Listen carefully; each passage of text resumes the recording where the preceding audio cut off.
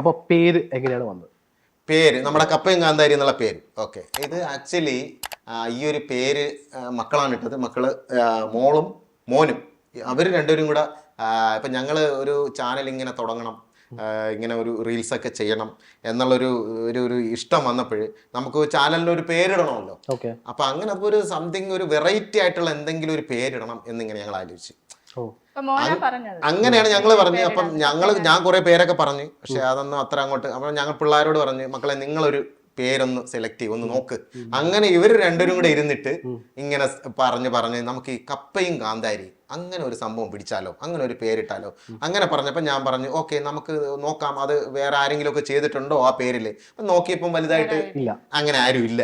അങ്ങനെയാണ് ഞങ്ങൾ ഈ ഒരു കപ്പയും കാന്താരി എന്നുള്ളൊരു ആ ഒരു പേര് സെലക്ട് ചെയ്യാനും ആ ഒരു പേര് തന്നെ നമ്മുടെ സോഷ്യൽ മീഡിയ പ്ലാറ്റ്ഫോമുക്കെല്ലാം കൊടുക്കാനുള്ള ഒരു തീരുമാനത്തിലെത്. അത് എന്തോ പറയാൻ, ദൈവത്തിന്റെ ഒരു ഇതുകൊണ്ട് ആൾക്കാർക്കെല്ലാം ആ ഒരു പേരും ഇഷ്ടപ്പെട്ടു.